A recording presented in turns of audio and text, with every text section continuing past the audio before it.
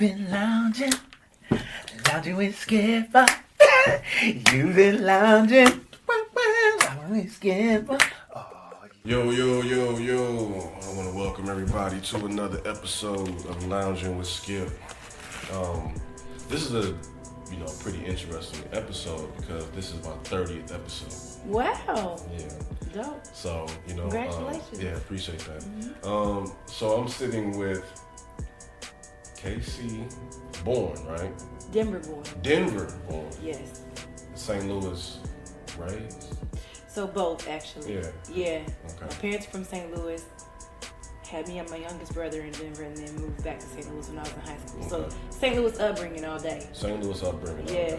All day. Yeah. Denver. Singer, activist, actress,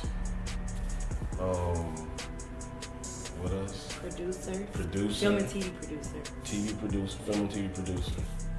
She wears so many hats, mentor. y'all. Mentor. Reesha Archibald in the building. Hey, y'all. We go back to college, you know what I'm saying? Lincoln, LU. Whoop, whoop. Jefferson City, Missouri, not Pennsylvania. Right. HBCU. The real LU. The real LU. Yeah, definitely the real LU. And pretty much we both moved out here to LA, at separate times. When did you move out? August 2011, so almost 8 years ago. Okay. Isn't that crazy? And I moved out March 2010. Wait, I thought you were here way longer than me. March 2010. What? Yeah. Okay. Yeah. So we both, kind of like struck out to, chase our passion and to embark on, our journeys in this wild world of Hollywood, living in LA. So you're a woman of many hats. You do a lot of things. So how were you raised? What are some of your upbringing and what got you wanting to have so many hats and wear so many hats in the world today, in your adult life? Sure. Did this begin as when you were a little girl? It did. How did. so? My parents, shout out to my parents, Reesha and Sarah Archibald. They were my mama was really involved in the community. She wore a lot of hats. She was a teacher, and she also was an actress. She also was a singer. Really? They both were very involved in the church. My daddy was a postman, so he was a letter carrier. But they always, if we had an interest, they were like, well, let's just see how it goes, So we did Spanish at an early age, and I regret not sticking with it. I know, especially living out here. Right? Oh my God. Different instruments, singing, acting, arts and crafts, student leadership. I was the vice president of my 5th grade class at my elementary school. So they had us very involved. And then my mama, both of my parents are activists in their own right, but my mama was always very vocal about, equality and, doing what she could to end discrimination and just things like that. So I honestly feel that growing up really propelled me for how I am now. I know how to juggle a lot of things, but that's because I've been juggling stuff my whole life. At one time, I remember being a part of 5 different choirs. 5 separate choirs. 5 separate choirs. At one time, on top of being on honor roll at school and being a student leader. So it's always being active. Always been since active. grade school. Since grade school.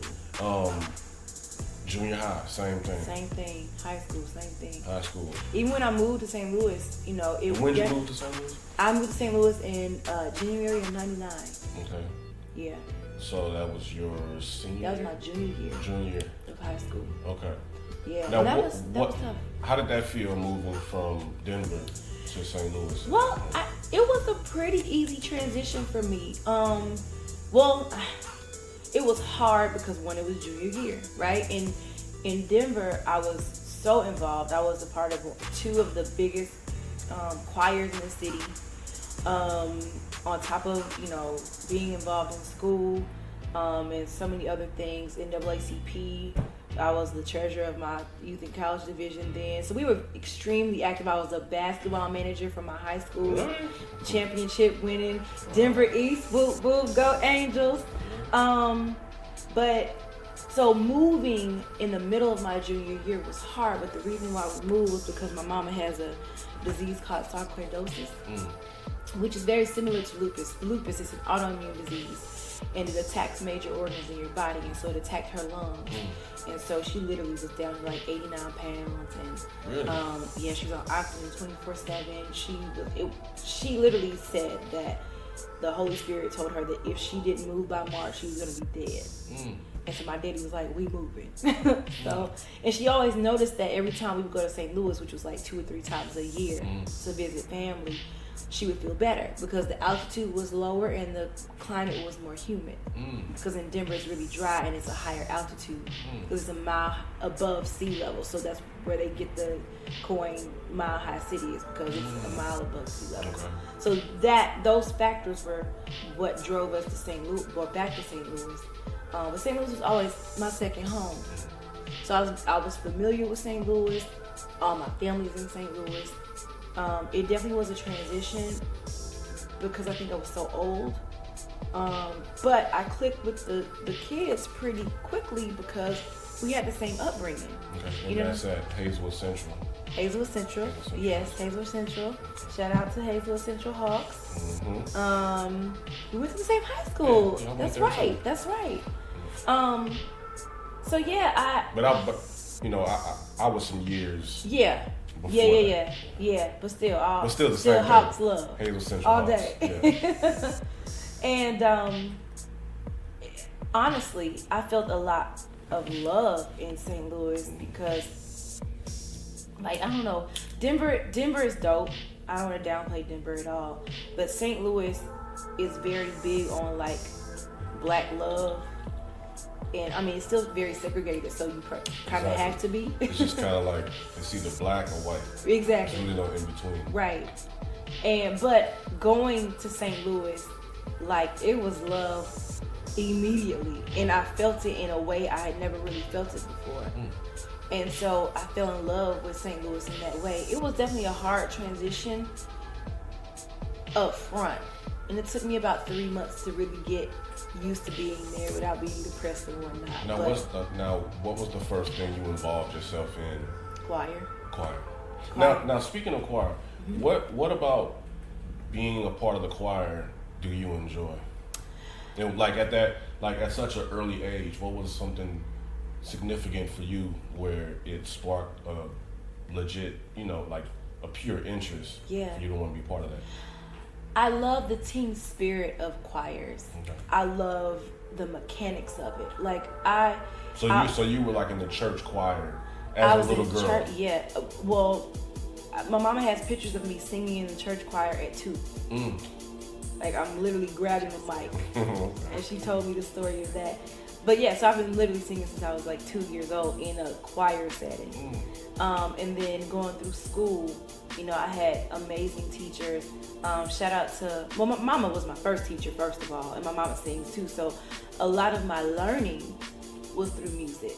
We did Hooked on Phonics. I don't know if you did that, but that was music based. And then my mama, she would sing, so like she had me and my brother harmonizing with her at 2, 3, 4 years old. So learning those mechanics of group singing. And then I remember being in elementary school, being around, being in different choirs, and then even auditioning to be a part of different chorales for kids and getting into those things. And so I just always loved the team spirit behind choirs. I always loved like learning how to blend and harmonize. Like, I love that. Being like a solo act was never like a thing for me. It was never an interest. Background vocals have just always been something that I always wanted to do. I remember like watching the Grammys or the AMAs growing up, or going to concerts with my parents and being like, how do you do that? Talking about the background vocals. That, so like the 3 or 4 people that's off to the side, Yeah. that's singing, like what? How do they? Like, how do you do that? Yeah. Like, I don't want to be the one in the foreground. Yeah. Like, how do you do the background? Gotcha. Because there were, I mean, the mechanics again, the blending, the harmony. Like, to me, singing is better when you have more than one voice. Because when you have a tight blend and you have some some harmonies that are just on point. Yeah. Oh my God. Like, it's kind of orgasmic. No, like, it's crazy. Like, I mean, you're a music person, so you get exactly what I'm talking about. Like, it's just, man, ain't nothing like it. So coming to Hazelwood Central and you know, getting involved, your first thing was you got involved with the choir. What was that like for you? Because you said since things, you felt the love was different in St. Louis, and here you are now at this school. How did that feel when you finally adjusted yourself in the midst of that and joined the choir in the school setting at that age? Sure, like, they really helped me get over my depression. I remember one of the girls in my choir, I remember I was crying in class one day because I can't remember what happened. Oh, my high school in Denver won the championship, the basketball championship. Okay. Again, shout out to Denver East High School. And they still winning championships to this day. Shout out to Coach Carey. But I was a basketball manager. And so I would have been like in the thick of that. Yeah. And so hearing about stuff like that and I'm not there, like that crushed me. You know what I'm saying? But I remember, and I can't remember her name, but there was this girl in my choir and she saw me like quietly crying off to the side and she like came over and consulted me, and then the next day she brought me like this little gift, like just like to cheer me up. And I'm just like, wow, like it was amazing. But then again, just singing, it's like my therapy, you know. And I joined the choir, the chamber choir, which was like a class at Central. But then I also joined the gospel choir, so that was a whole different, you know, feel. Because I'm classically trained too, and so having both of those was very important to me. And so getting into that and finding my way into the music scene in St. Louis kind of opened the doors. Really, for other things. Now, during that time, what else were you involved in at Hazelwood Central or in high school? You know? Sure, I was like a peer mediator. So it's kind of like it started to happen more, you know what I'm saying? Okay. I was a peer leader. I was an ambassador. What else did I do? I don't know. A lot of stuff. But yeah. So, boom, you graduated from college. I mean, from high school. NAACP too. I joined the St. Louis NAACP chapter because I was very involved in Denver. And then I ended up actually becoming Miss Missouri NAACP. Okay. Your senior year? My senior year. Okay. So, you know, at this age, still weren't starting to, you know, find your niche and wearing these different hats and because that's your inner passions, the true passion within you, the true personality and the spirit of you as an individual was always brewing in there. So you graduated from high school, then you go to college, Lincoln University, and what was some of the first things you started to involve yourself with there? Again, the first thing was choir. Okay, boom. It's crazy though too, because I remember saying to myself, don't join nothing first semester. Like, get acclimated to being in college by yourself. You know what I'm saying? Off at school. Exactly. By yourself, no parents. Nothing. Right. So I wanted to just take that first semester, those first 6 months or so, to really just acclimate myself to that new surrounding and new, you know, new way of life. I did not. So my homegirl who went to Central with me, she ended up going to Lincoln too. We didn't plan to go together. We just ended up being there. And she was like, you know, Lincoln has a vocal ensemble and they give you stipends. I said, what? And actually, my major at the time was music education. My minor was business. And so when she told me that, I was like, well, shoot, I got to get involved because if they talking about some money, I ain't going to leave money on the table. So let me go ahead and go audition and try to get in this joint. And so I went against my initial thought and I joined the vocal. I auditioned and got into the vocal ensemble, and that paid me, some money that I wasn't expecting. And then I remember, like, I'm really big on talking to people who are doing what I think I want to do. Okay. Because basically it's mentorship, right? Like, I want to know from somebody who's more seasoned than me what that thing really looks like. Because based off just my skewed point of view, because I'm not in it, like, I want to talk to somebody who's really in that thing. You know what I'm saying? So I switched my major to business administration and made my minor music, because when I talk to some of the seniors who are in the music program, they're like, it's a dope program, but it's like a double major. I've been here 7 years because I'm taking education classes and music classes. And I was like, oh, hell no. I ain't trying to be in one program 7 years. Like, no, like, I could do a lot more than that, with that time. So that's when I decided to change my major, but that's how I ended up, doing the choir at Lincoln. And then also being in the choir, the vocal ensemble, second semester, they were looking for an ambassador for the Student Government Association, because each organization at the school had to have a representative as a part of the SGA. Right. And so they asked me to be that representative. So I ended up becoming an ambassador for the Student Government Association for the vocal ensemble. Okay. So definitely getting more involved than I anticipated. And then on top of that, my the assistant head coach at my high school in Denver, he and I kept in touch, and I told him that I was going to Lincoln, and he was like, oh, my roommate from college is the head coach of the basketball team at Lincoln, so if you want to be a basketball manager over there, I can put in good word for you. I was like, all right, cool. He was like, it'll pay, I'm sure. Just talk to him. And I said, okay, cool. So I hit up Coach Pope, and he was talking shit the first day.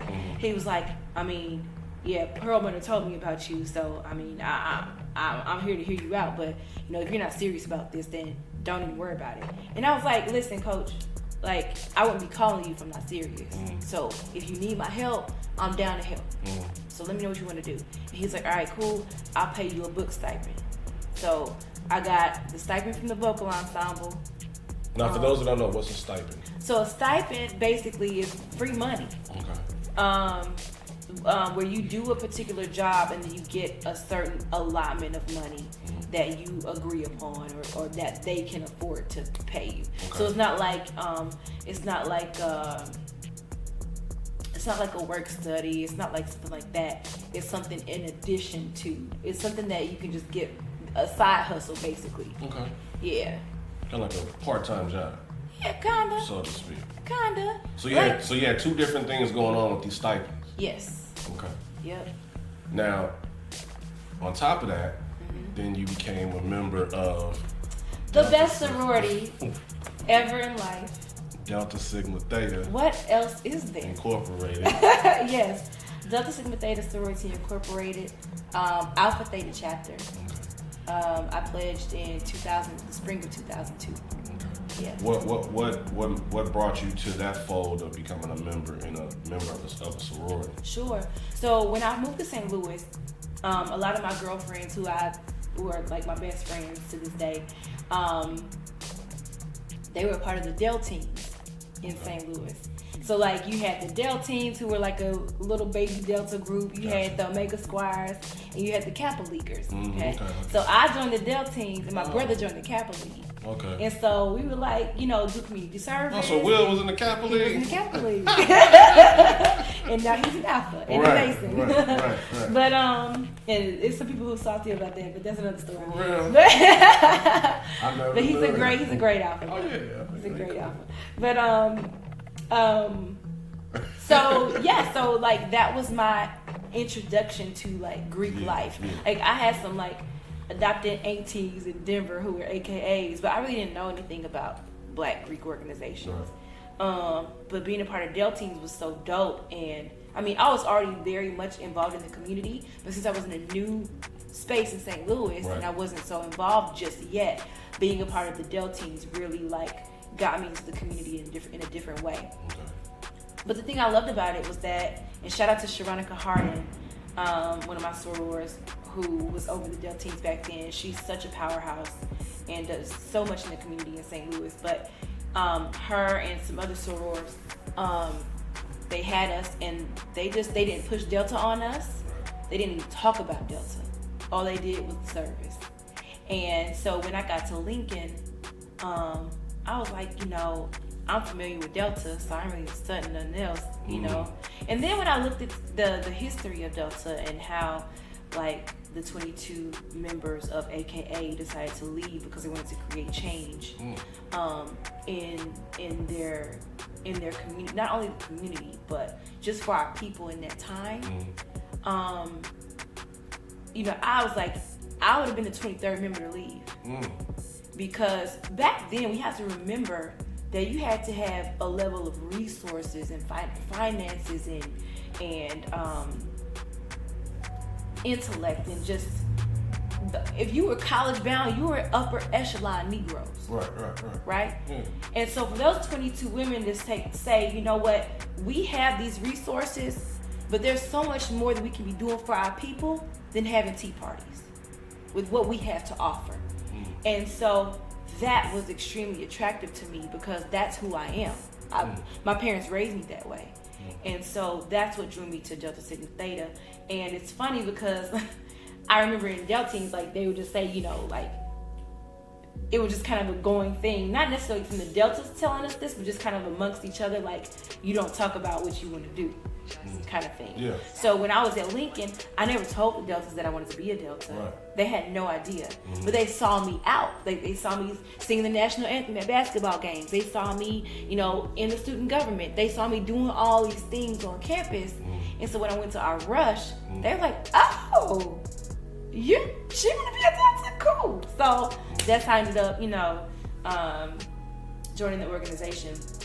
But it was a lot though, because I was so involved and I literally had to pray about it. I'm like, God, if this is what you want me to do, like, make room on my plate, because honestly, I can't see where there's room.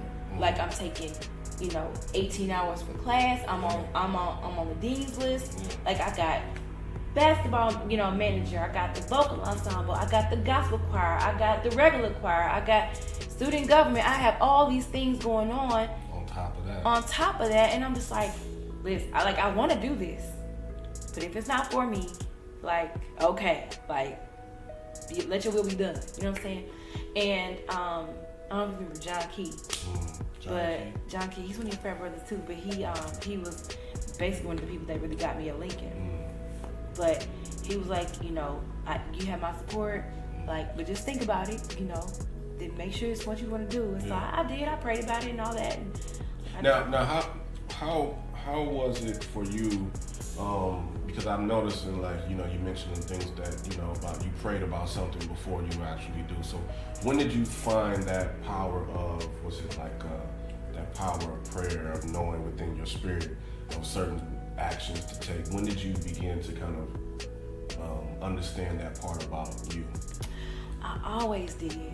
So the fun fact about me, I was 3 months early, 3 months premature.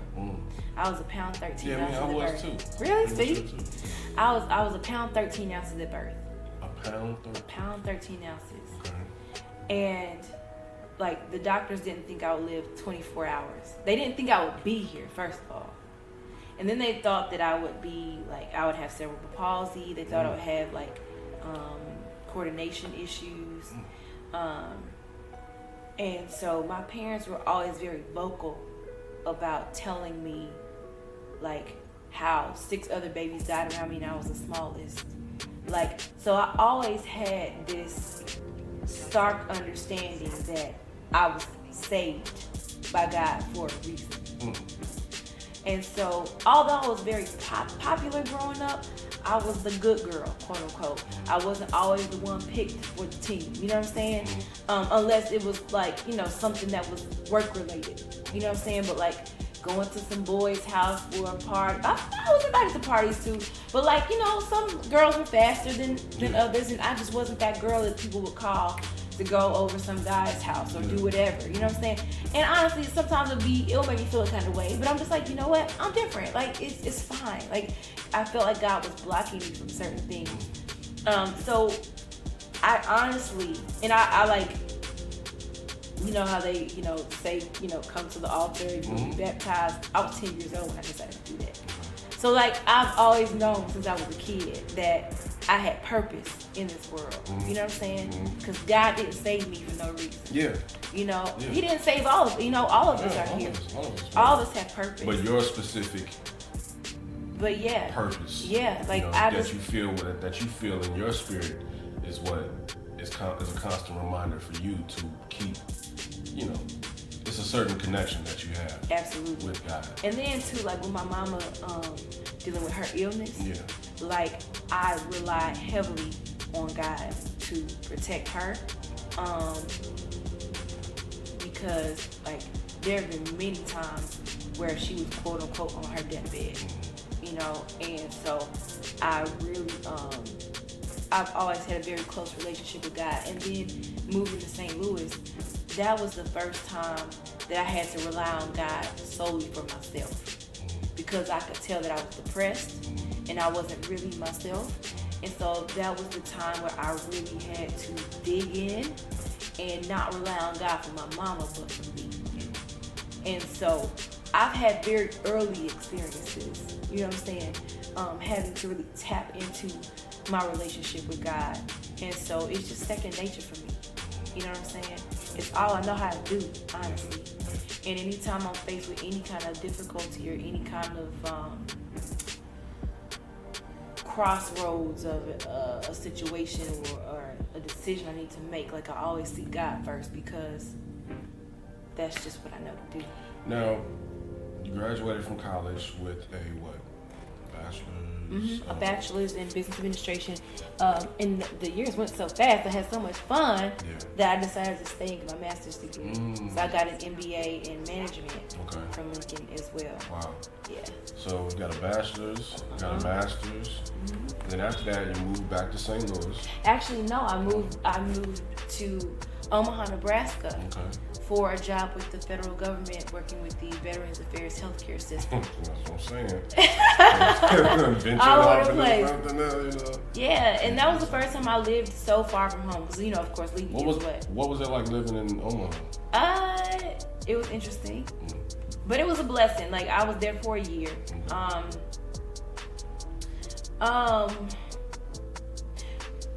The groups of friends I made there, because we were all implants for the most part. I knew one person when I moved to Omaha, and that was my big sister, Chanel Mosley, who is a Lincoln grad as well. And also my big sister, so she made me.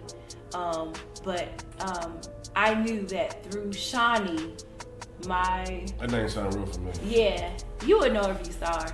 I knew that through Shawnee, I would be fine. Because if the one person knew was her, I was gonna know a lot of good people. Because she's so loved. I need to call her. But she knows a lot of people. She's from Omaha originally. And so I was like, let's go. Like, I wanted to go back to St. Louis after graduating with my master's. But I just couldn't find a job. Yeah. And then I started, taking interviews in mid-Missouri where I did not want to be. And I was like, you know what, if I'm gonna like submit to Walmart in mid-Missouri for a distribution center, and I'm contemplating, because they actually called me for a job in Wisconsin, Beaver Dam, Wisconsin. Ooh. I had to look it up on the map. Beaver Dam. Black people are not even on the census. It's crazy. But I was like, if I'm considering being in these places, you might as well. I might as well just put it out there. And so I ended up talking to the career counselor at Loungin, and he had connections over at the Veterans Affairs. I had talked to them at a career fair, and he connected me with them again. And so that's how I ended up in Nebraska. And it was definitely an experience. Nebraska definitely has more black people than we think.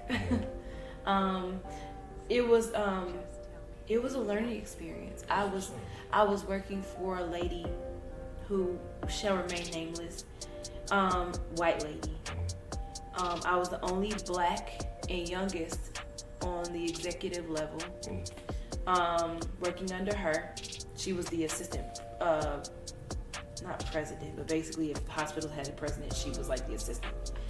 She was like she was the second in command, and I worked directly under her, doing special projects for called Lean.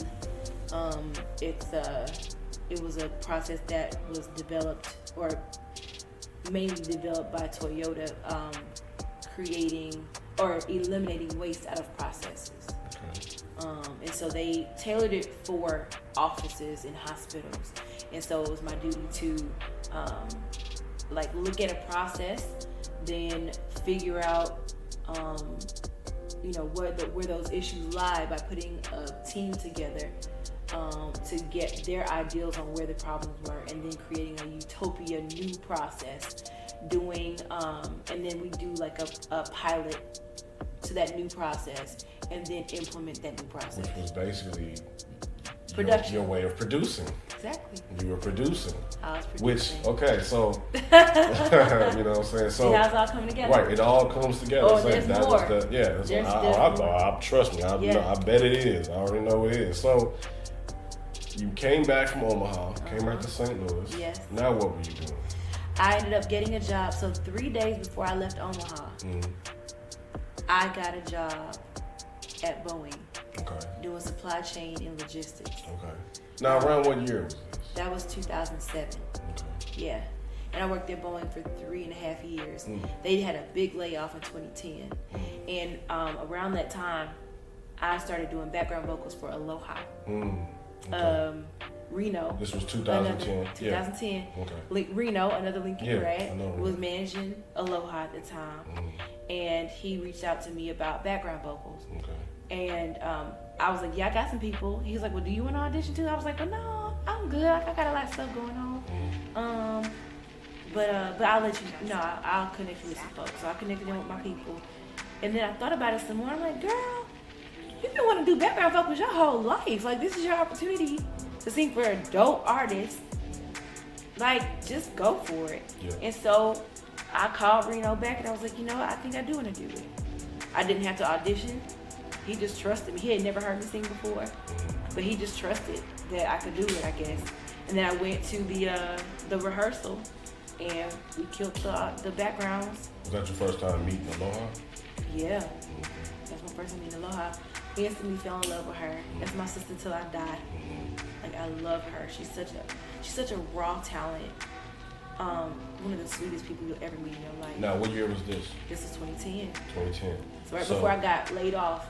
Oh, and also before I got laid off from Boeing, I started managing an artist. Okay. So by the name of Carissa, we call Carissa Danielle is what we call her. That's her middle name. But my best friend Stacy Cade, who also was a St. Louis artist at one time, her and her former manager Curtis Conyers, they reached out to me to help them manage Carissa. Okay. And so I ended up pretty much doing a lot of the development for Carissa. Now, what do you think it is, like, especially at that point in your life, made people, like, for instance, with Reno, never hearing you sing, but saying, yeah, just come and sing background, or even for these people to have you come in and help manage their artists? What do you think it is about you that people tend to gravitate to, that that gravitate to you to be able to handle those types of things, on top of you taking care of the other things that you're doing in your life? Why do you think people gravitate to you? What do you think it is? Good question. I think it's and especially at that time in your life. Yeah. 2010, that time. That's a really good question. I think it's because I'm genuine. And I think it's because I'm out here in these streets. Like, I'm out here pounding the pavement. Like, people know what I do without even having a full understanding of what I do. Like, they know I do a lot of things, So then, most likely, then you were capable exactly. of doing whatever they need me to do. Exactly. So, like, for instance, with Stacy and Curtis, like, Stacy's my best friend. So I've known her since she went to Hazelwood Central too. Okay. And we used to sing together in choir. So she knows I sing. She knows I'm well connected. And she knew that I knew producers and like writers and things like that. So she knew, and she convinced Curtis that I'll be a good person to join their team. Okay.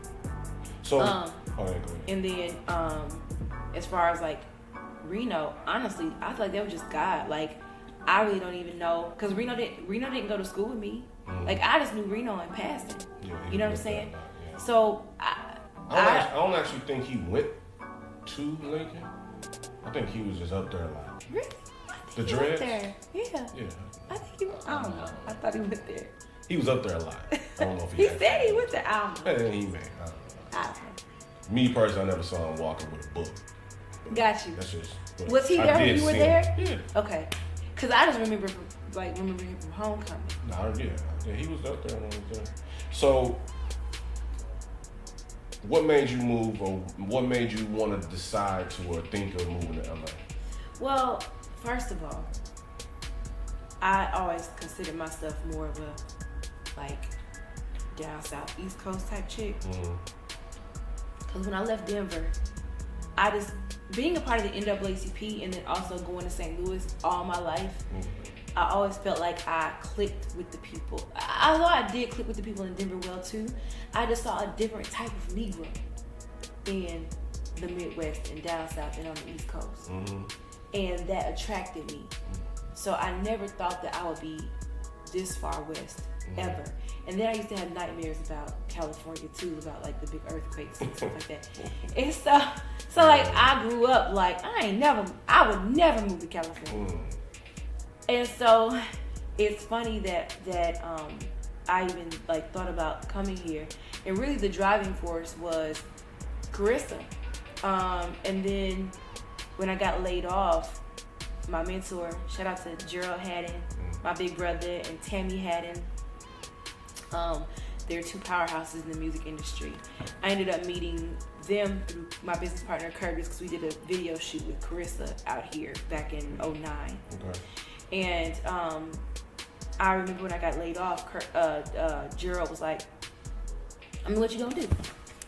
You ain't got the kids, you ain't married, you ain't got no job. If you wanna, get more into the entertainment thing, you need to move. New York or LA, what's it gonna be? And at the time I was 28.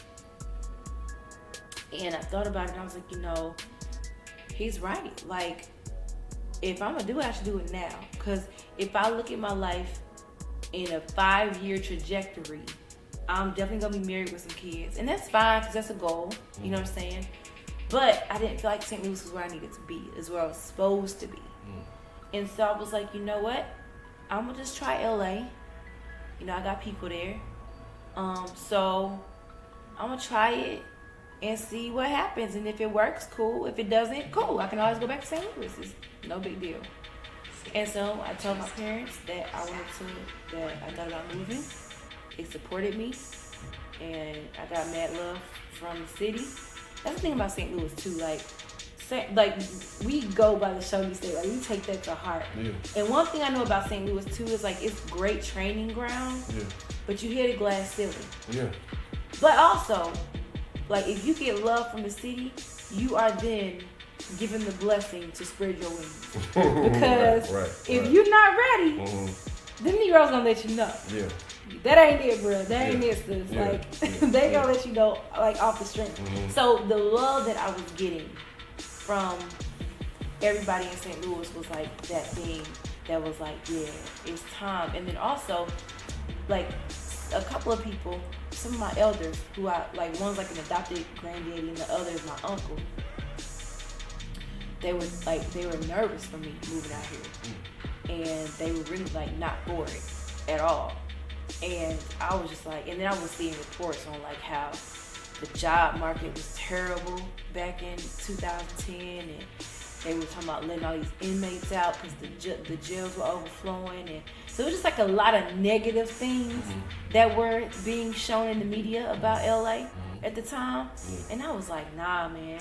I was like, the enemy trying to keep me from something. I don't know what it is, but I'm supposed to be in LA. And so my daddy and I drove out. So y'all drove? We drove. We took the northern route. It was beautiful. So it was just you and your dad in the car? Yep. Wow. So how long did it take y'all to drive? It took us 25 hours. You all just drove straight? Nah, we stopped in Denver. Okay. We got like 4 hours of sleep and then got on the freeway. So, okay, so it was 20, you said 25 hours? Yeah, 25. Plus going to sleep, or that's included? So it took y'all a day and a half? Yeah. Yeah. I know when I came out, me and 3 of my homeboys, we drove out here and they trailed me in the car. It took us like 3.5 days. We made it like a road trip. We went the southern route. Okay. We went through Texas. Texas. And we stayed in El Paso, was it Fort Worth one night, in El Paso another night. And as soon as we touched down in LA, the muffler on my car came off. Sparks flying on the street. Wow. But it was like God saying, well, you here now. You here now. You here now. You good. We gonna figure it out. So boom. So you all drove out here. Yeah. And how was it when you finally got it? It was crazy because Did he drive back? he flew back. So actually, my parents made it a whole vacation. So my mama flew in. Got you. Because she didn't want to get in the car. She couldn't do that. It would have been too much for her, her health and all that.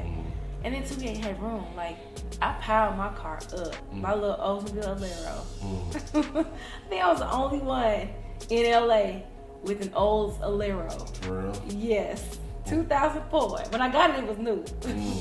But when I got here, it made it. It made it. Oh, I rode that joint till the wheels fell off. It literally stopped on the freeway in 2012. Oh, okay. Yeah. But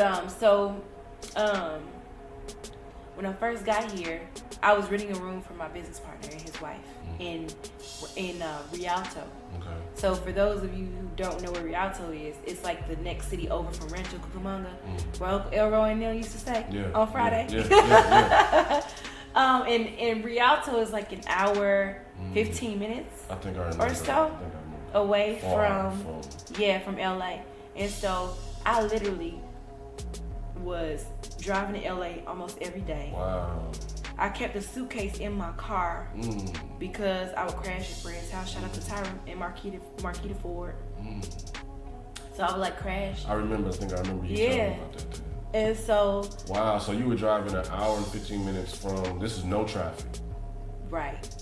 So let there be traffic. So for those that want to move to LA, understand, when you come out here, she's speaking on, it was an hour and 15 minutes getting where she had to go from where she lived to LA with no traffic. So if it was traffic, it would have been about a good 3 hours. Yeah. Somewhere between 2 and 3. Yeah, for sure. 2 or 3 hours. So you were making that because you were trying to get, just like now you're here, got to get to LA. Yeah. So what was one of the first jobs that you had? One of the first jobs I had, well actually, we'll talk about the first week. First week was lit. So my mom and daddy and I like made it a little vacation. And so, cause it was their first time in LA too. So we went to Price is Right. We went on Let's Make a Deal. I actually got chosen by Wayne Brady, the producers, to be on Let's Make a Deal, and I won 2 TVs and a year worth of TiVo. That's back when TiVo was popping. You won 2 TVs? 2 TVs. No, that was real. The TV right there. Really? I won that on Let's Make a Deal. Still got that joint. Wow. It's still popping. And then my first week. So the Friday before I left, Gerald called me, my brother I told you about earlier. He called me. I was at a gig, finna go on stage, doing background vocals for some folks. Because by the time I left St. Louis, I was singing backgrounds for like 10 different acts. Okay. So word had got out that I was doing, my Thug Fizzle. What are some of the acts you was doing background vocals? Coco Soul. What's Courtney band's name? Who else did I It's been a sing while. with? It's been a minute. Yeah. But I was singing for a lot of folks. Okay. And I was singing on the praise team at church and the choir, the main choir at church. So shout out to Shalom Church, City of Peace, where the pastor is, and founder is Freddie James Clark. That's my home church. I love y'all. I miss y'all so much. Anyway. Yeah, Shalom. That's familiar. Yeah. That sounds familiar. Where's that located? It's in Florissant. Yeah. Florissant and Berkeley. Yeah. Yeah, it's 2 locations. But anyhow, so Gerald hit me at my gig before I went on stage. It was like, hey sis, you wanna do an audition when you get here? I was like, yeah. You wanna audition for Melanie Fiona? I said yes. Yeah. He's like, all right, cool. I'll put you in touch with the person. So I get right. So I'm talking to Melantha. Shout out to Melantha. That's my girl to this day. Yeah, so I got this audition. It was a closed audition, so you had to know somebody. Right. That know somebody. And this is the first week. This is the first week. Okay. So I had my first audition in LA. First week. Your parents was here. Her parents were here. It's like, wow, okay. Yeah. Okay. So, and that audition was monumental for me because it really showed me the process, or one of the processes, when it came to background vocals in LA. And then also, the people who were in that audition were all over LA. Like, I literally stayed from the beginning to the end. Yeah. Just because I wanted to get a feel for everything. I wanted to talk to the people. You know what I'm saying? Producer. And so, producer. Okay. So, when I started to go out in the city, I was seeing those same people in that audition at the gigs. Like at the Foxhole, and Jamie Foxx had Foxhole down at LA Live. They were doing background vocals there, or they were in the band, or I was seeing them at church, at Faithful Central, or the City of Refuge, or I was just seeing them all over the place. And so that right there let me know that I was in the right circle too. But shout out to Gerald because he's the one that plugged that for me. And although I didn't get the job, the fact that you met some of those people now that are involved in doing what it is that you basically came out here to be, to embark on one of the things that it is that you want to do. Yeah. And by you being that person that talks to the people that's already doing what it is that you want to do. Exactly. Now here you are set in a central nucleus being put in a central nucleus position where now you have all these seeds around you of people that you can literally now just talk to each individual one.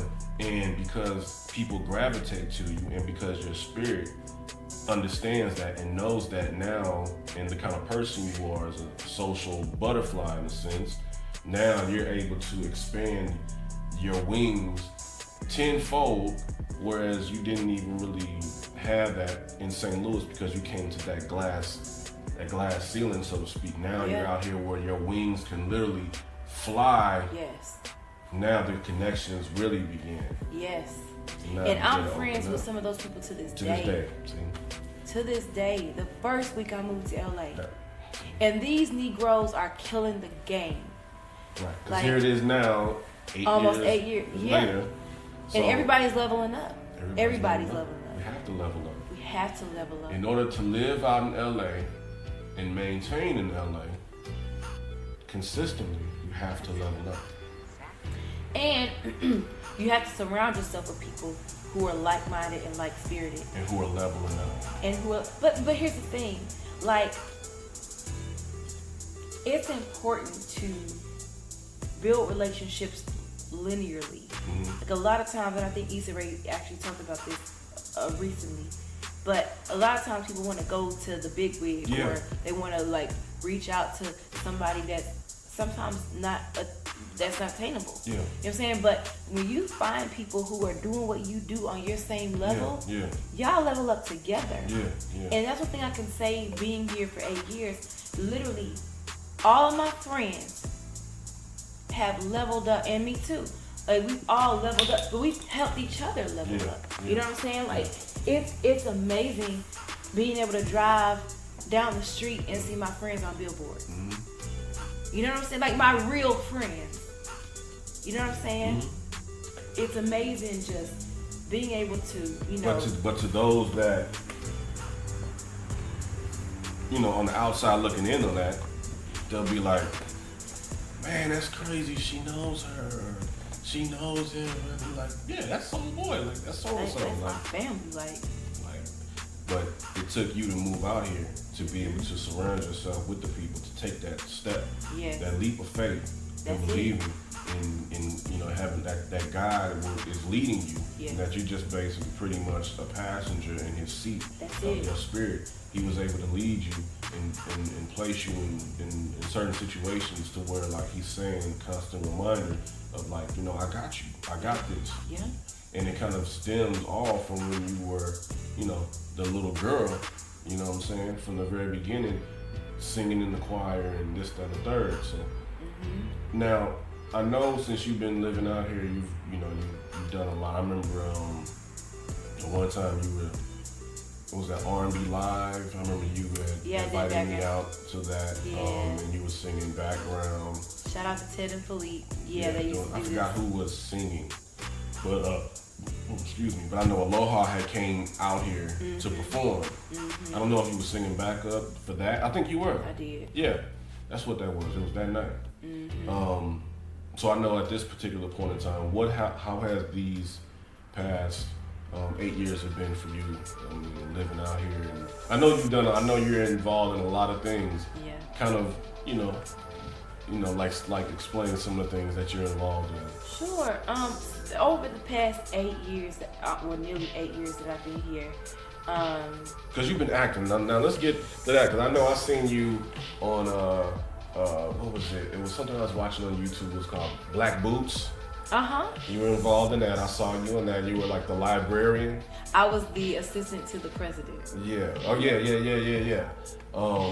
I remember I saw you on something where you were like the librarian. It's like a short or something like that. I don't know. Probably.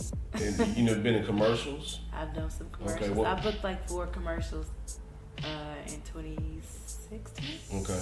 Yeah. So are you a member? So you're SAG? I am SAG. Okay. Yeah. Now, how did you go about, what made you want to become an actress? What made you want to, become a member of SAG? And how did you get these bookings? And what bookings are they? Sure. So, again, one of the things that my parents got us involved in was acting growing up. So my brother, my mama, and my mama and I would do this play called Black Nativity every year. And then we did a whole bunch of other things as well growing up. But I actually stopped acting for a while, and then I was running for Miss Lincoln, and there was this powerhouse singer named Maya White. Shout out to Maya. She's killing the game right now. She's back in St. Louis now, but she is Did you ever act in Mr. Fulcher's class? I didn't. No, I didn't. I didn't do his class. Okay. I thought about it, but I never did it. I was just so busy.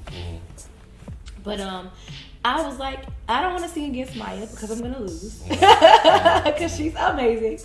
But I was like, you know what? Do a skit or a sketch or something. Do a monologue. Okay. Do a monologue. So I was like, I'm gonna do a monologue. Okay. So I found this monologue and I memorized that joint, acted it out, smashed it.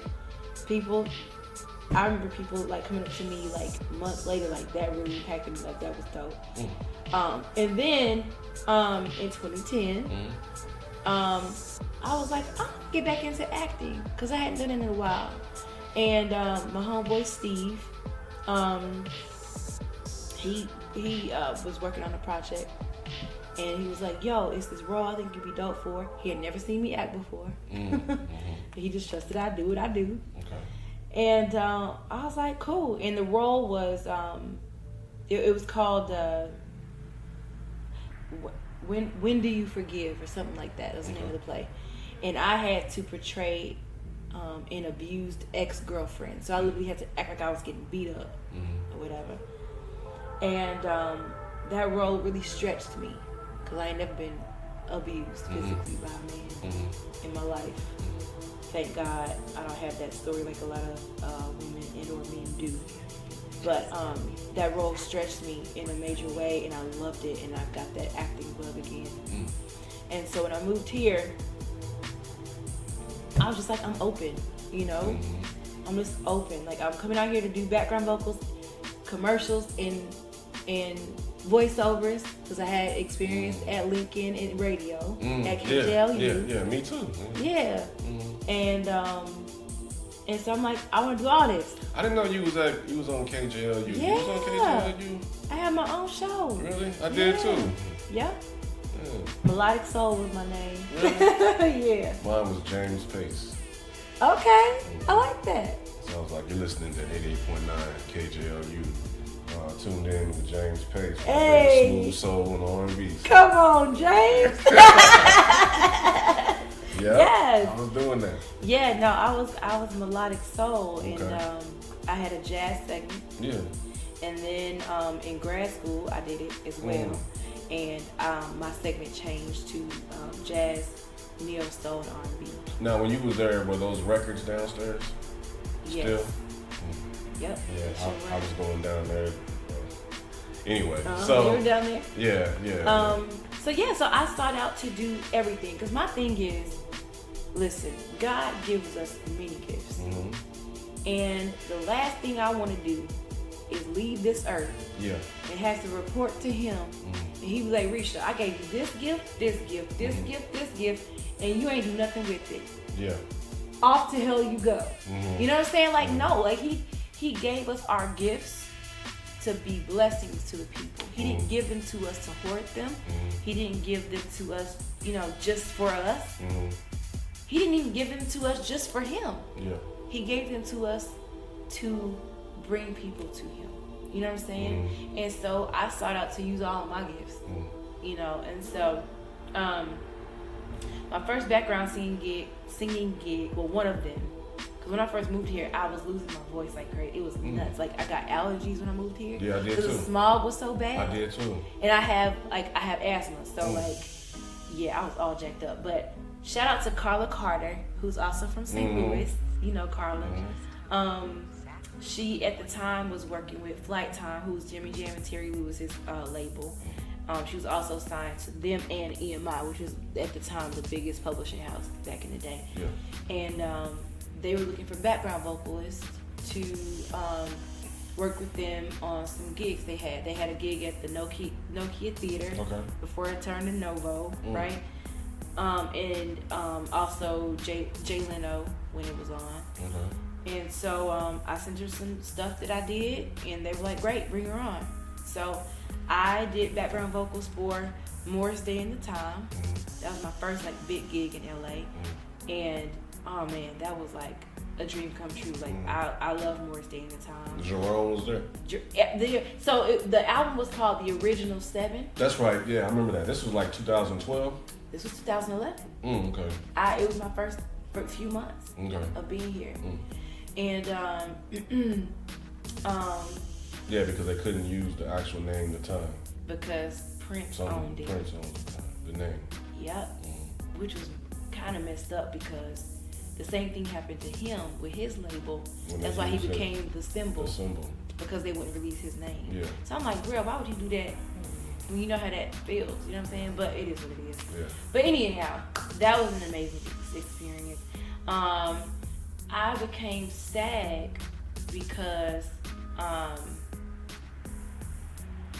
back then, AFTRA, which is the American Federation of Radio and Television Association, they were a separate entity from the Screen Actors Guild, which is SAG, okay?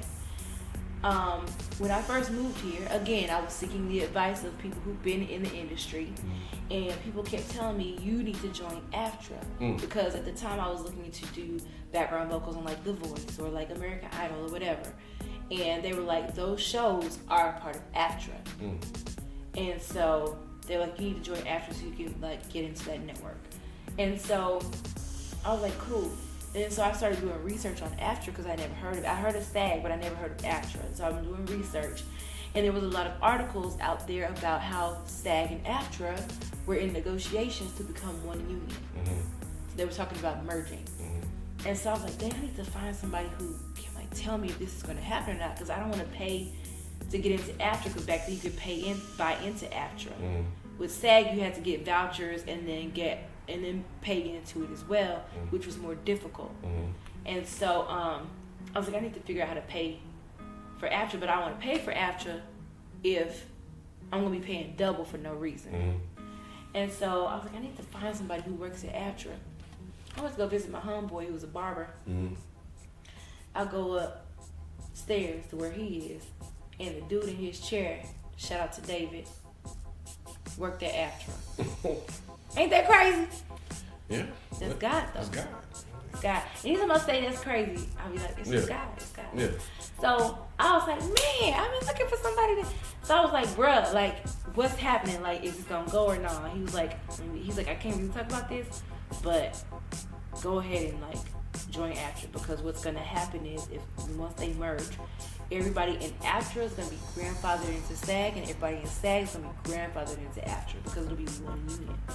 I said, oh. I think that I remember when you was telling me about that back then too. I probably told you to jump on it. Yeah, you did. I told a whole bunch of y'all. You did.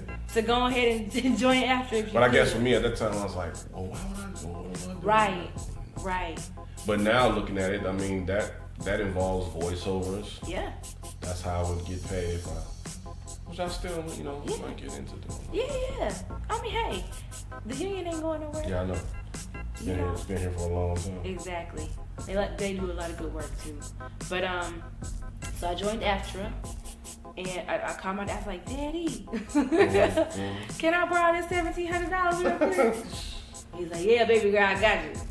And so yeah, $1,700, and that's cheap in comparison to what it is now. Because I think now to join SAG or to join the union, I think it's like $3,400, and you got to get the 3 vouchers. So they adopted the SAG way of handling business. Yeah, you can't buy into it anymore. So that was amazing. Like, so that's how I got into SAG. I was grandfathered in. Yeah, and I've been a part of the Screen Actors Guild or the union since 2012. Yeah, and I'm so glad I did it, because I mean, the commercials that I do, even commercial background work that I've done, I get a SAG rate, and those SAG rates are good. So what commercials have you done? Have they been like aired on TV? Yeah. So the first commercial I booked was a Chobani commercial. Okay. It was a singing audition. And so don't tell me you were singing. You were singing? Was. Really? Yeah. Wow. Yeah. And it was directed by Michelle Gondry, who is an Oscar-winning director. He directed, oh gosh, what's the name of that movie with Jim Carrey? I can't think of. What, a cable guy? Or? No, it was a quirky movie. all Jim Carrey movies are quirky. You're right, but this was super. Liars. Nah, I can't think of it. What's it? Pet the. No, it was none of those. It was. I'll have to look it up, but. Michelle Gondry is well known, and he actually directed one of the latest projects that Jim Carrey has done. Like, I think this past year. Like a series type of movie? Yes. Okay. Michelle Gondry directed that too. Okay. And so Michelle Gondry directed the first commercial I booked. Okay. Then I booked a Toyota Corolla commercial. I think I remember seeing you posting one of those, posting that video. Yeah. And then I do commercial background work with this company called Idell James. And there were 2 commercials I got bumped up to principal on. So I ended up getting, a main role in those commercials. So tell me this. How do you feel when you see yourself on TV? Like, have you seen yourself in the commercials on TV? Mm-hmm. You have? Yeah. And what does that feel like? It feels great. Yeah. It feels great. I mean, even the little sketches I do with, I want to say little sketches. The sketches I do with my That's right, because you was on who? They're on YouTube. Yeah. So you was on Big Ja. Yep. Yeah, I seen you on that one. Yeah, I saw you on that one. And Ken Elwin. Which one is that? Is that the one with the guy with the glasses? Yeah, the guy with the glasses. Yeah. So but I like seeing myself on camera. Yeah. I enjoy it. Those videos be picking up views. They do be. They be getting views. They do. They really do. It's funny because I'll get messages from all over the country from fans that are seeing, like my cousin in Denver. He was like, "Nigga, I just saw you in this video." Yeah, it's crazy. Like, people just be hitting me from all over the country. Like, I just saw you in this video. So tell me this: where do you see yourself in the next 10 years? Married. 2 kids. And producing film and TV. No, okay, that's what I want to get at. So you work with Cheo. Yes, Cheo Coker. How'd you run across him? So, my mentor, Charles Murray, was an executive producer on Luke Cage. Okay. And they were looking for an assistant to the showrunner of Luke Cage. And so Charles hit me. I got a random text message from him talking about, send me your resume. I didn't even ask no questions, I just sent it. And the next day I had an email from Marvel saying, we would love for you to come in. We got your information from Charles Murray. We would love for you to come and interview with, we would love for you to come in for an interview with the showrunner of Luke Cage, Cheo Coker. And I said, okay, great. And I didn't even know what the job was for, because they didn't list it in the email. And so I was like, yeah, I'm available at the time, or whatever. And so, thank you. And then I emailed them back, and I was like, hey, what is the position for? And they said, the assistant to the showrunner. I said, okay, great. So I went in for the interview. It was literally like a 20-minute conversation. It was a Skype interview, because Cheo doesn't live in LA anymore. And it was just an easy breezy, just conversation with him. He was great. And I got the job. I got the job. And I've been working with Cheo for the past year and change.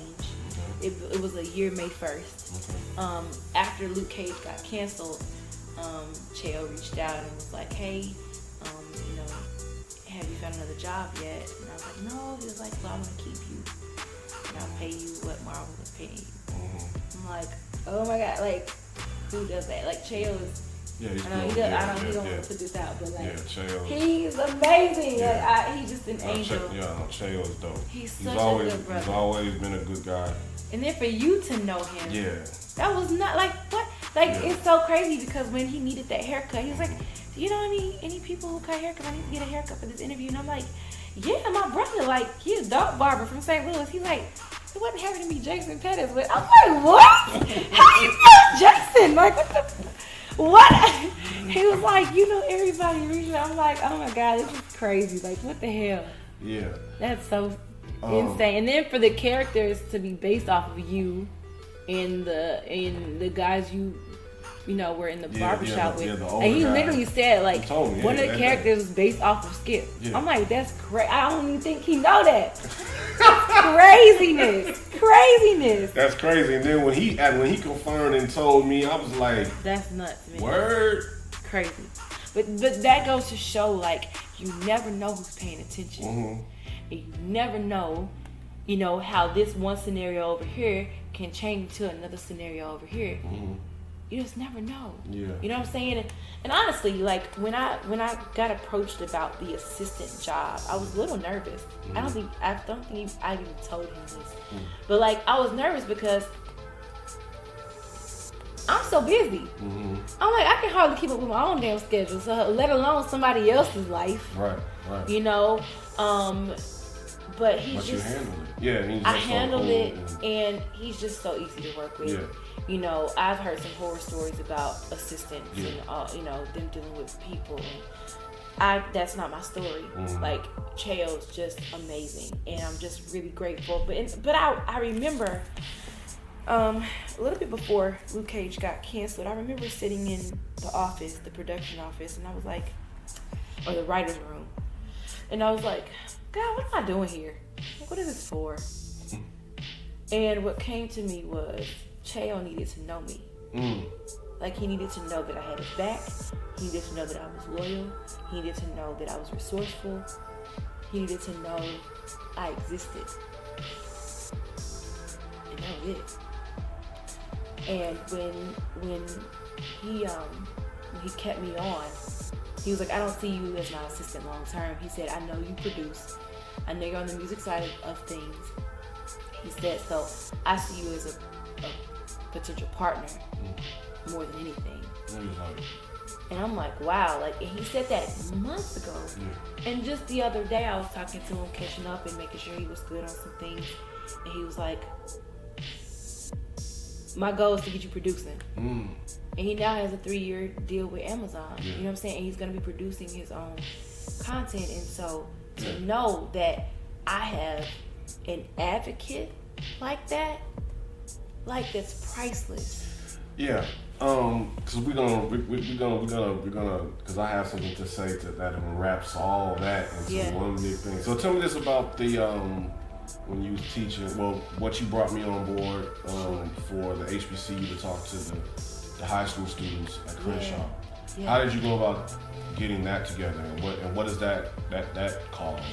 Sure. So I had this speaker series called The Nourishment, and I partnered with one of the more known schools in LA, Crenshaw High School, and I developed that relationship there because I used to work at NBC Universal, and I was over community outreach for the Black Employee Network there, and so it was my duty to create initiatives and different events surrounded around community outreach for our employee base who was a part of our group.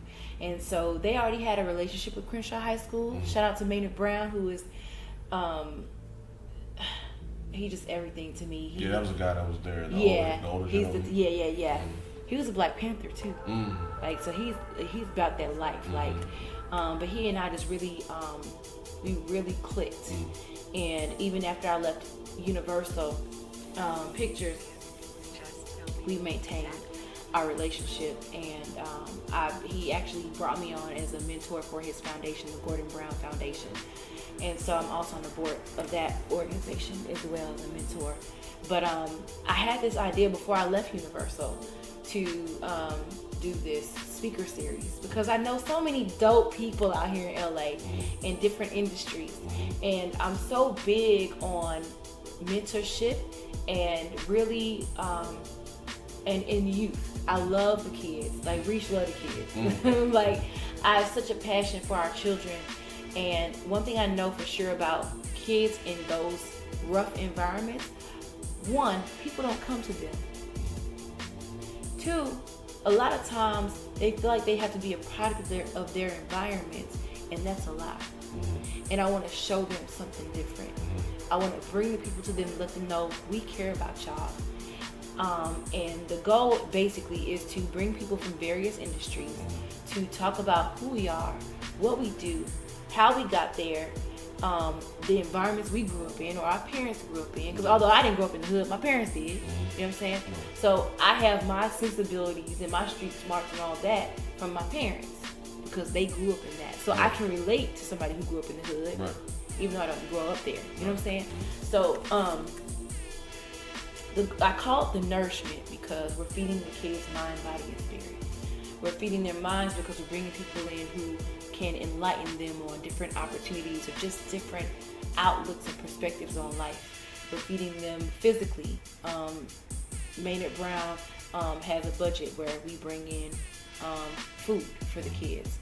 And then another component of that too is that I want to devote different episodes, various episodes to nutrition, because I was a substitute teacher in between projects for a year and a half before I got the Luke Cage job and then working for Cheo full time.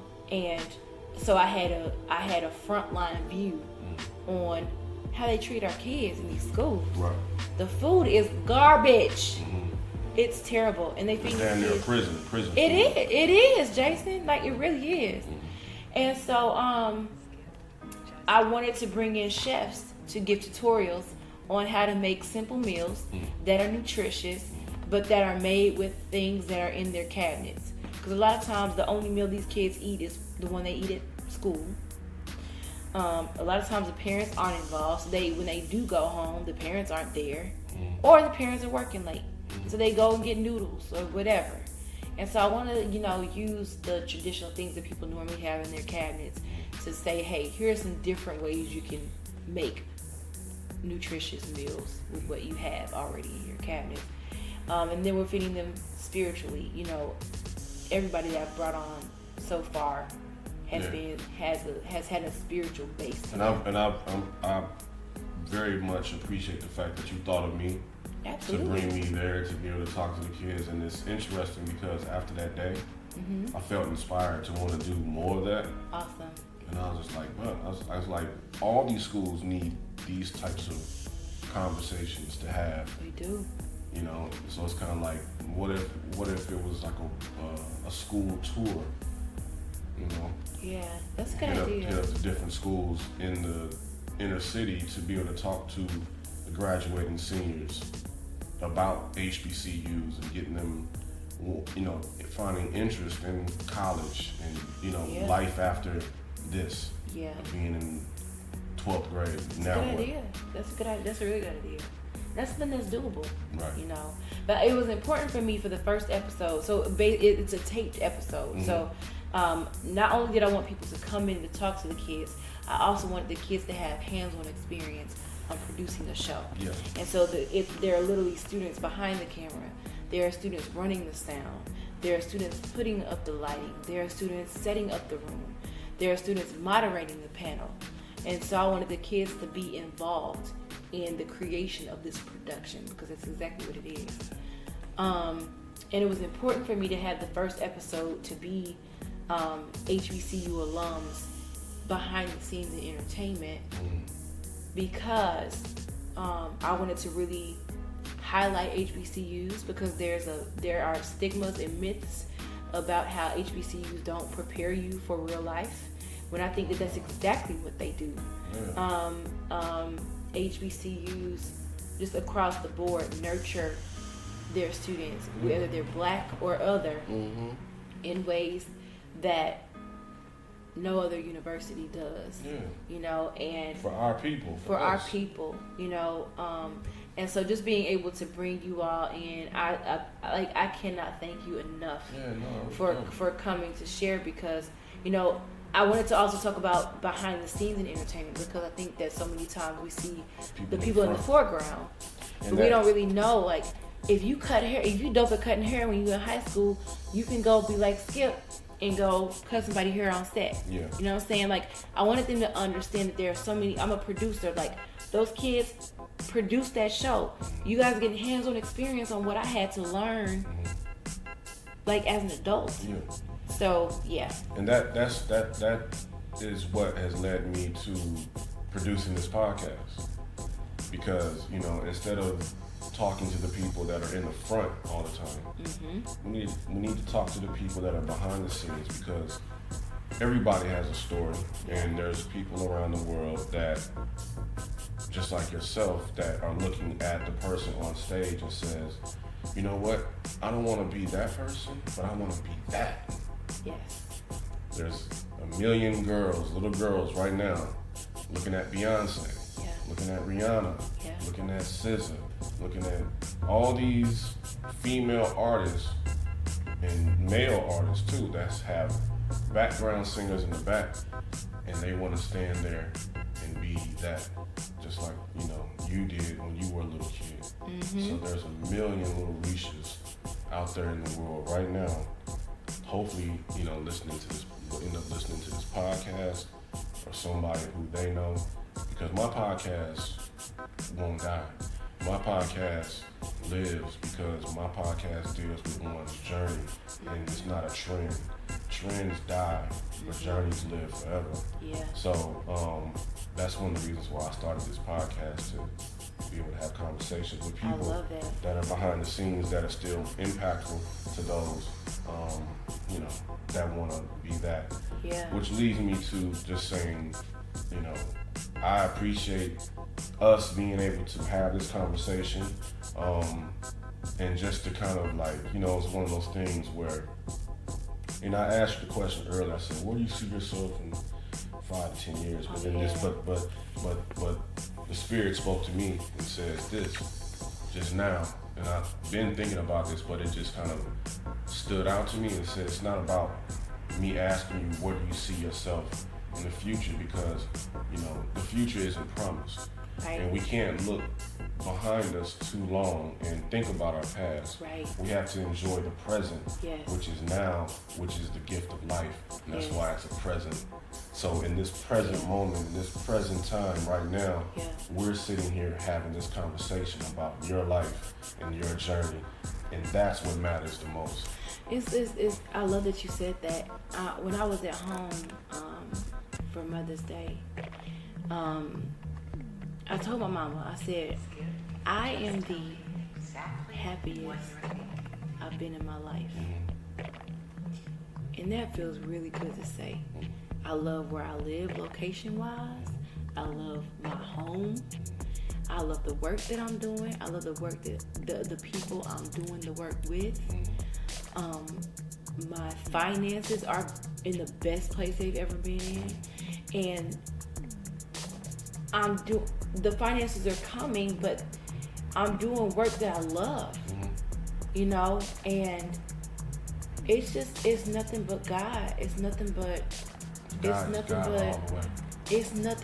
like, you know, me singing with Kanye right now, like talk about how did that come about? So you sing the background of his Sunday service. Yeah, talk about that. Yeah, no, like it's crazy because I literally at the bottom of the year, last year, 2018, I was like, I miss singing in the choir because I don't go to church out here anymore. Church is interesting in LA. So I shout out to Pastor T. Jakes online ministries and Freddie James Clark and Shalom in St. Louis because that's where I get my word. But I miss singing in the choir because I'm a choir girl. That's what I do. And then I saw this Instagram post from this gentleman named Jason White, who's a vocal contractor out here in LA. And I've done a lot of work with him over the years. And I was like, dang, I ain't sang with Jason in like a year. I miss singing with Jason. Like, I need to figure out how to get back on their radar. I don't even know how I fell off. I need to get back on there. And literally, like 3 days later, I get this random text. A-list artist. This is the rate. These are the dates. Can you do it? Tell me now. Directly to you? Directly to me. Oh, come on. From him? Yeah. From Jason, because Jason got the call to do this Sunday service thing from Kanye, and boom. Okay. So, and I was like, yes. And when I said yes, I didn't know it was Kanye. Yeah. Because all he said was A-list artist. But I know that whatever Jason gets, it's something that God gave him. And I know it's on the up and up. He's a man full of integrity. And so I trust him. Yeah. You know what I'm saying? Yeah. And if he's reaching out for me, you don't say no to Jason White. You know what I'm saying? I mean, you can if you want to. Yeah. But I don't want to risk not being called again. You know what I'm saying? So I'm going to say, if I'm available to do it, I'm doing that mug. And so today we sang with Kanye. This was the 26th week that we've sung with him. And it's been nothing short of a blessing. Like, people have been here, including Kanye, has been healed. Like, it's been so much joy. Everybody's smiling. It's just so much love in the room. It's like an hour of praise and worship, basically. So it's just singing. And then somebody will give an inspirational word or, you know, just some encouragement or whatever. So it's no sermon per se. But it's beyond the four walls of a church. We're singing to people who has never stepped foot in a church or who hasn't stepped foot in a church in a while or has. You know, we did Coachella. That was amazing. Like, people have said over and over again, like, actually one of the PAs who was doing one of the things that we sang at recently, she was like, I think I just had a spiritual awakening.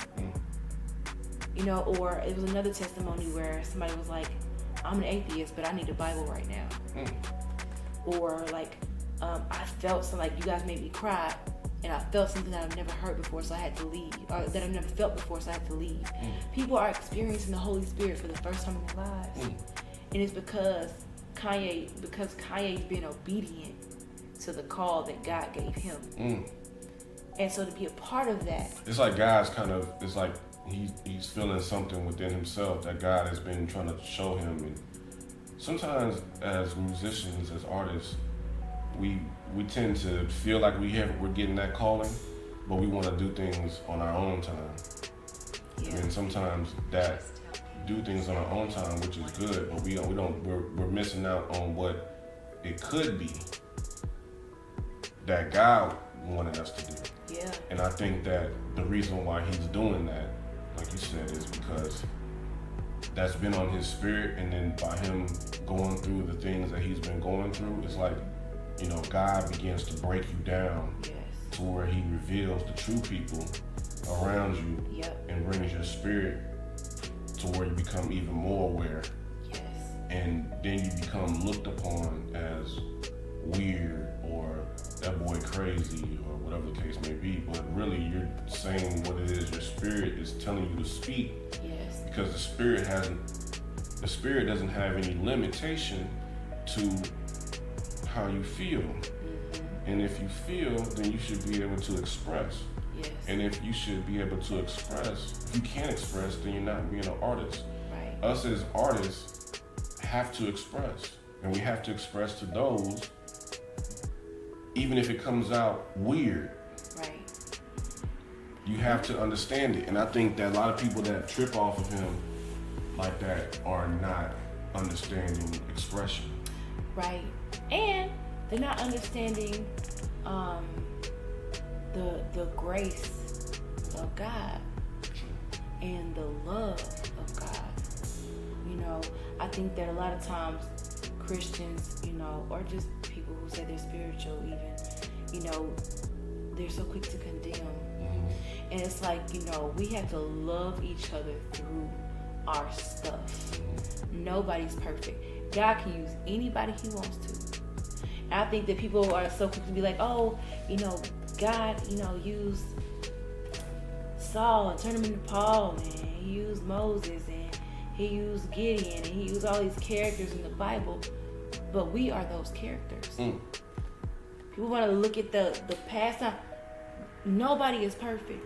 We all are being used by God's grace and mercy. You know what I'm saying? And so to be a part of this groundbreaking way of really expressing God's love is, I'm just so grateful. Because that's what it's about. We were placed on this earth to exude the love of God. Period. And for us to do anything else, or for us to try to condemn one for doing that, what does it say about you? And I wanna say this. Can I pause for a second? I need to use that. Okay. 2 seconds. 1 minute.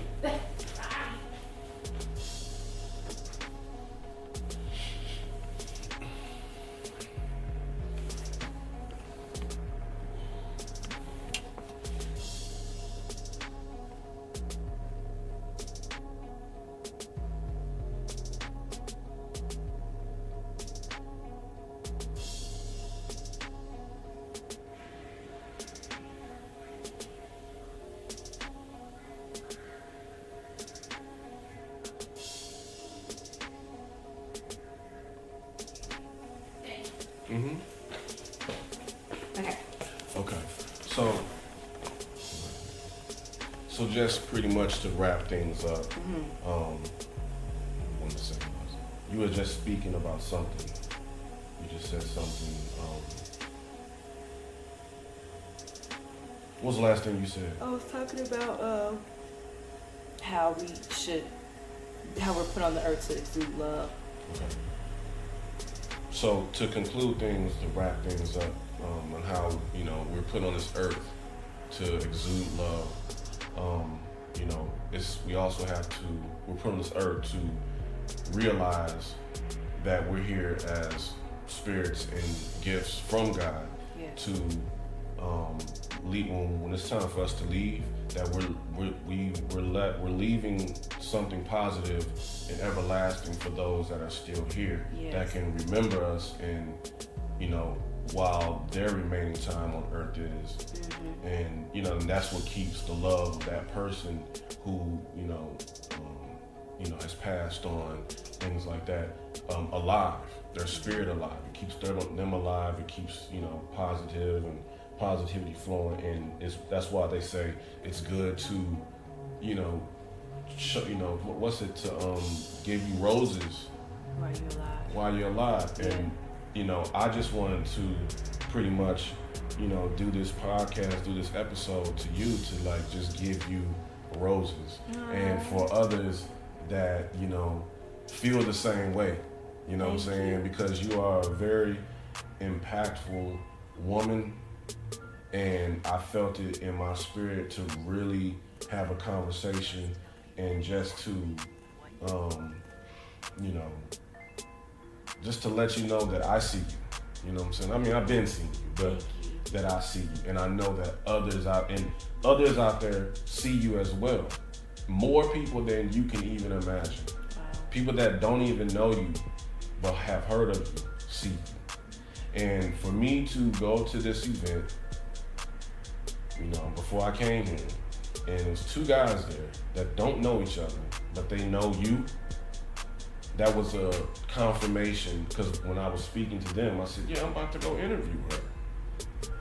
That was a confirmation for me, letting me know, you need to get over there and do that interview. You know what I mean? I mean, certain things like that don't just happen. Right. It's not coincidences. I don't think in life it's a coincidence. I think life is a play. Our individual lives are our individual plays. Mm-hmm. We have people that come in and out of our lives. There's people that exit stage left and someone enters stage right. Mm-hmm. And they stay for a little minute. They move the furniture around, boom, for the next scene. You got the crew that comes in. They move the scene around while the intermission's happening. Mm-hmm. But the same players come out and continue on. You know what I mean? Yeah. That's how life is. Yeah. So I just wanted to actually come through here and get a glimpse into your life, and to be able to put a microscope on it, so others can actually get an actual glimpse into your life, to really see what's behind, the person of Reesha, but actually to hear the spirit. So that's why I wanted to come over here and talk with you. Thank you, Skip. I appreciate that so much. And I appreciate the fact of you lounging with me. You know what I'm saying? How can people reach you or anything like that? If they want to, get in contact with you to maybe for mentorship or anything they want to get in contact with. How can they reach you? My Instagram is at Reesha LA. Those are my LA is my initials. I'm not being Hollywood. That's my disclaimer. But it's ReeshaLA. Reesha Archibald on Facebook. I'm not on Facebook often though. Yeah, we're gonna say more for the Instagram. Yeah, Instagram is good. Instagram. Yeah, just like I'll make sure I put it in the description. Cool. Yeah. Hit me on there. Like, maybe I'm terrible at checking those little messages. Not the main messages, but like if I don't follow you or you don't follow me, like it's like some little hidden note.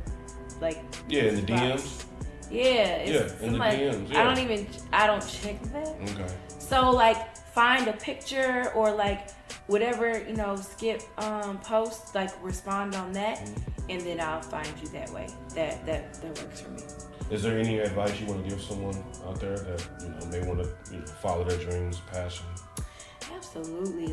One of the things that I've held on to that I share with people all the time is something that my oldest brother told me. Shout out to Gregory Evans, the best big brother a girl could ever ask for. Killing the game in DC. He said when I was looking for jobs, when I was leaving Omaha, Nebraska, and trying to get back to St. Louis, he said, if you see something out there that you think you can do, go for it. Don't you disqualify yourself. He said, if you think you can do it, you can. You let them tell you you're not qualified. You don't disqualify yourself. So I want to give that to the people, because I think a lot of times we can talk ourselves out of things because we feel like we're not quote unquote qualified. But one thing about God is that He qualifies the unqualified. The way that I'm able to produce film and TV is not because I've been doing this my whole life and I went to film school for it. It's because there's been people around, along the way, who have shown me what to do. Also, like you were saying earlier, how my lean experience was production. not only was my lean experience production, but the supply chain and logistics work that I did with Boeing and NBC Universal, that's production. You know, they're just different terms for different things. Yeah. So another thing I would say is figure out what you know how to do well naturally, because that typically is what you're supposed to do in your life. Yeah. Also, figure out how the skills you have in one area transfer to something else. Because, like I said, the lean experience, the supply chain logistics, the event planning experience I have, that's all production. Yeah. Just in different ways. Yeah. And then also, I didn't mention this, but I also am a creative exec with Cedric the Entertainer and his business partner Eric Rohn's production company, A Bird and a Bear Entertainment. And it's my job to find content. So if you have some dope stuff out there, hit me up, because I'm looking. We're looking. They have a deal with CBS right now. But aside from that, we're looking to do what we need to do to sell some stuff. But I said that to say, like, I have a heart for people. Like, I'm grateful that I'm in positions to where I can help people. It's just another part of who I am. And so that's another thing I think that is the thing that draws people to me, that I'm genuine and I have a heart for people. And people can sense that. That's not real common out here. Yeah, people can sense that, Yeah. you know? And so I say just be who you are. If you feel like God's telling you to do something, do it right then. The reason why I got this TV hanging on my wall right now, the reason why I had that audition the first week I got here, was because when God said go, I dipped. Yeah. I didn't wait. You know what I'm saying? So if you're feeling like God is telling you to make a move, bust that move. Bust a move. Bust the move, man. And be about your business. Show up. You know, be genuine. Yeah. You know, be about your business. Do what you say you're going to do. Be consistent. You know, those are all things I would say. Hone your craft. Hone your craft where you are first. People say, I don't think I'm moving to LA. Did you hit your glass ceiling yet? Yeah. Because you hit yours. I hit mine Yeah, I hit mine. in St. Louis. Yeah. We love St. Louis. We hit that glass ceiling. And once you hit that, that's when you know it's time to go. Because you've exhausted all your resources. Yeah. You've exhausted the work that you can do. So that's the telltale sign it's time to go. But before you do that, make sure you plant some good roots where you at. Yeah. And also build connections to where your next move is. I was building my relationships from St. Louis. The reason why I know Gerald and Tammy is because I met them when I was visiting here through Curtis. But I maintained that relationship while I was in St. Louis. So therefore, they knew I wasn't reaching out to them because I wanted something from them. I was reaching out to them because I genuinely was attracted to them, and they were wise, and I sought their advice. It wasn't like, oh, can you give me a gig kind of thing. Right. It was like, hey, what's your perspective on this thing? You know what I'm saying? So build relationships. Be genuine. Well, Reesha, I appreciate you. I thank you. Thanks, Skip. I appreciate you, man. Thank you so much. Sure. So, and also about this being episode 30. So this is my 30th episode. So I'm glad to have had you on. Thank you. So until next time, I want everybody, you can hit up the Instagram at Loungin with Skip Podcast, and you can reach out to me from there. And until next time, peace. Peace.